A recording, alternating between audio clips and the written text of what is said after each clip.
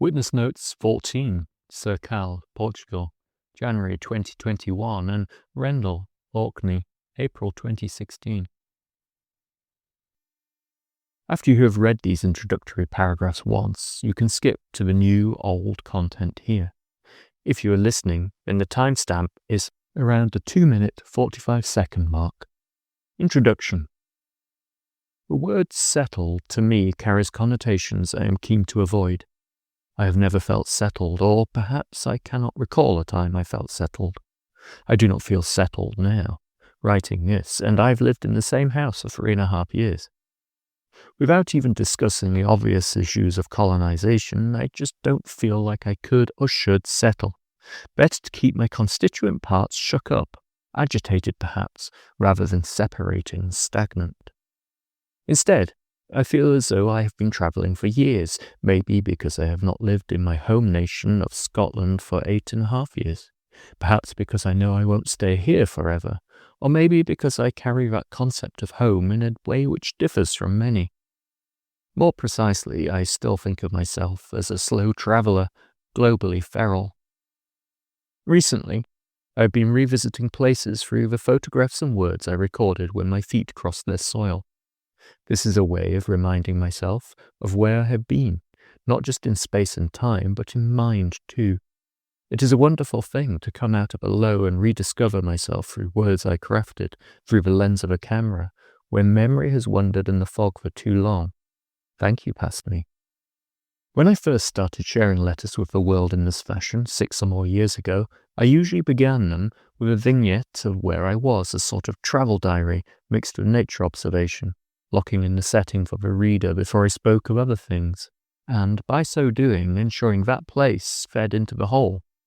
It was a useful device for a reader and myself both, but as these letters were sent to so few readers, and now languish archived behind a paywall, I thought it a shame not to share these snippets again. As such, I am going to share a short series of these sketches accompanied by a photograph from that time, sent to you in date order, beginning with the second eldest.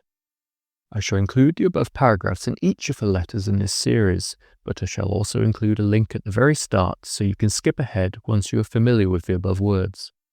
If you are listening and similarly want to skip, then the timestamp you want to navigate to will be in the same place.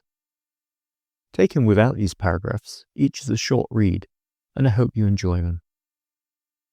Cercal, Portugal, January 2021, and Rendall, Orkney, April 2016. Specks of seedlings are strewn across the empty plant pots on the balcony. The flowers or salad they held are now mostly long gone, with the exception of a single nasturtium and a sprawling and exceedingly hardy lettuce reverted to its more natural self.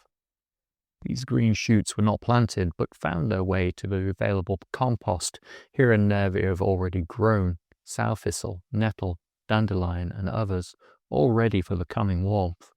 Despite being on the 4th floor, on a protected north-facing balcony, the seeds have found a home. Nature, remember, will always find a way. Brought by wind or bird droppings, each verdant, hopeful delight is a reminder that life continues, no matter how pressing or stressing the news. The seedlings wait. The air is too cold right now for further growth.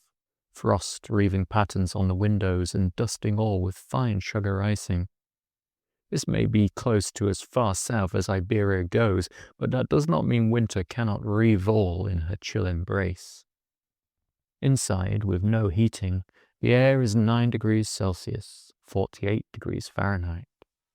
Even with a newly purchased oil radiator and a handful of candles, the single room we heat rarely hits 18 degrees Celsius, 64 Fahrenheit. I knew this before we arrived in Portugal last year, that the colder months mean layers and hats, scarves, gloves, and extra bedding are essential. Yet to experience it is different. I'm colder inside here than when I lived wild in a natural shelter, even when the Scottish winter hit hard, with temperatures far below freezing and soil like rock. Yet the green scatter on the balcony shows life, as do the owl calls in the cold night, or the clatter of the returning storks, or flurry of small birds in the orchard and orange grove. When the sun is not concealed, her warmth can be felt, strong, ready to work her magic once more. There is a reason all the old houses have stone benches outside. The line of frost on the rooftops moves rapidly with the changing light, wintry sundial marking the passage of the earth through space. It is possible to stand and watch it melt as the sun rises higher. Clouds dance across the blues and greens, reds, oranges, yellows and greys of the wide sky. Once, on a dog walk in Orkney, on an April morning, the first time I had returned to spend a night since leaving as an 18-year-old, I stood and watched the sun rise at the edge of a similarly expansive sky. This is something I have done many times, and it surprises me that more people do not also allow themselves this wonder, yet this time the memory has stayed with me, fresh, strong, and magical. One of those moments in life which I shall never forget. Across the bay, somewhere behind the island of Schaffensee, the sun appeared, fast and flowing, at a speed which I have never before or since witnessed. I watched a deep red ball appear, a sliver, then a segment, then a wedge, growing rapidly, my camera forgotten in hand. Even Orlando, the dog, surprisingly silent and still, also watching, witnessing. To be reminded that the earth still spins, that the morning comes and the night returns, to see these things in action through a lattice of frost or a scatter of seedlings or a parliament of owls, this is deep and ancient magic.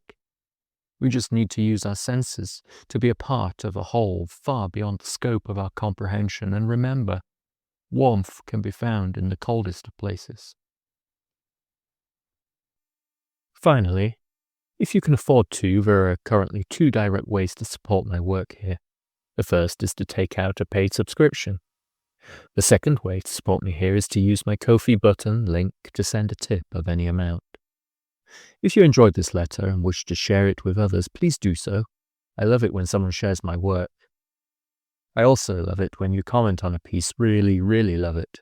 Although I always read and appreciate these comments, during 2025 I was not as good at responding as quickly as I would like, but seeing as my word of the year for 2026 is communication, I like to think that will soon change. Finally, many thanks for reading. I truly appreciate each and every one of you who does.